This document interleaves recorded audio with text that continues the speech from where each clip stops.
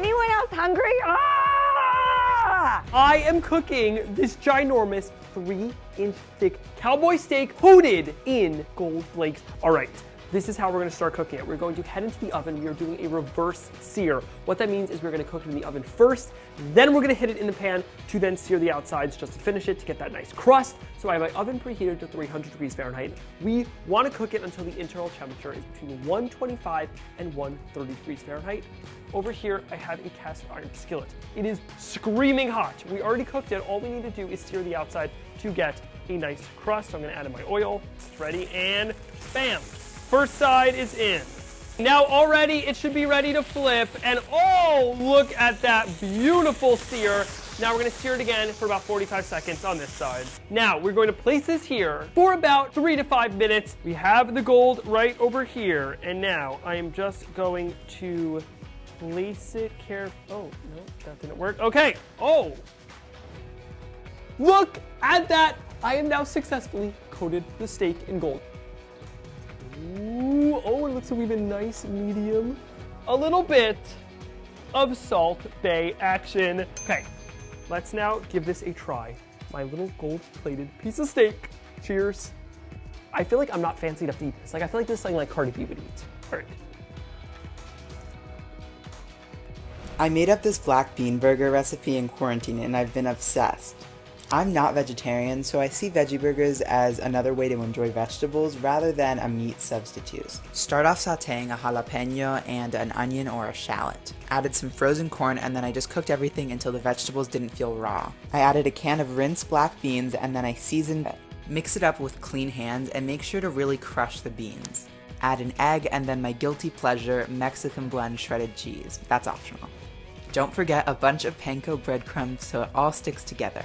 Form your patties with your hands and then put them back in your skillet.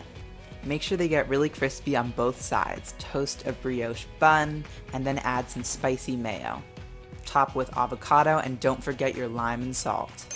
Hi Drew, I'm Saren from Legally Plant Based, and I'm so excited to show you how to make a delicious snack using a nori sheet. Start by cutting the nori sheet and then add your tofu katsu. Add some sushi rice, top it with some roasted sesame seeds, add carrots, cabbage, and some sliced avocado.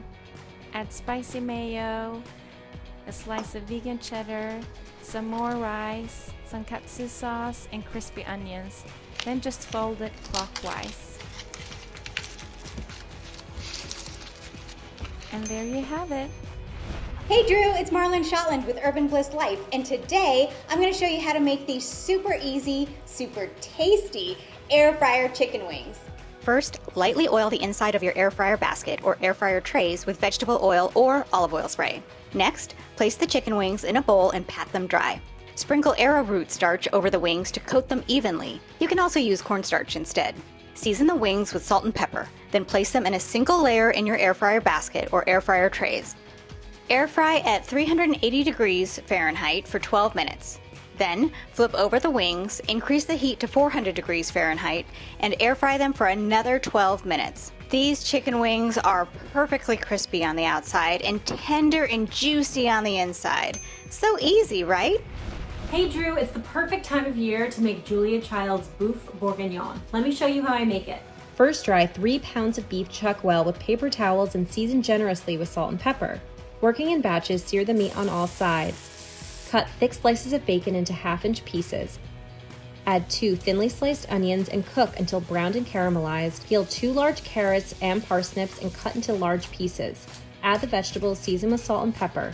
Then add 2 tablespoons flour and 3 tablespoons tomato paste. Stir to coat and cook for about 2 minutes. Add 3 cups of beef stock and wine, reserving a glass for dinner. Bring to a simmer and add the browned meat, a bundle of thyme, 1 pound of brown mushrooms, and some pearl onions. Cook in a 325-degree oven for about 2 hours. Serve over some creamy mashed potatoes and top with fresh parsley. Cheers, Drew! Happy cooking! Hi Drew, thanks for having me back on the show. Today I'm going to show you how to tackle steak. It's always better to season your steak with salt ahead of time. A few hours is fine, but overnight is ideal. This will allow the salt to penetrate all the way through to the center of the steak. Set this on a wire rack and place it in your fridge, uncovered for airflow. If you got an Instapot, they all come with this little rack. How do you know when your pan is hot enough? With this hack, you will forever get a good sear on your steak every single time. Drop a teaspoon of water into your pan, and when it looks like T1000 out of Terminator, it means your pan is ready. This is called the Leidenfrost effect, and if your water sticks and bubbles out, it means your pan is too cold and it's not ready. For New York strips, I like to add 0 oil. Fat side down first, render out that fat, and then sear both sides for about 2 minutes per side. When you're ready to butter baste, turn down the heat to low because butter burns at high temperatures, which can leave burnt, bitter taste onto the steak. And butter absolutely loves aromatics like thyme and garlic because they're good buddies and they infuse really well together. A digital thermometer is a must. Always remove the steak 10 degrees lower than your desired doneness because the steak will continue to cook even when it's out of the pan. Cover and let it rest. Resting allows the muscle proteins to relax so it can retain more of its own juices and flavor. I like to make a quick sauce using horseradish, a mustard, salt, and pepper. I always cut my steaks at a bias because it always makes for a better meat fan. And finally, don't sleep on the resting juices. This is where the magic is at. Now watch this move. Woo! Now you tell me if this will taste good or not. And that's how you cook a steak. Wow, I'm in a delicious food coma just from watching that.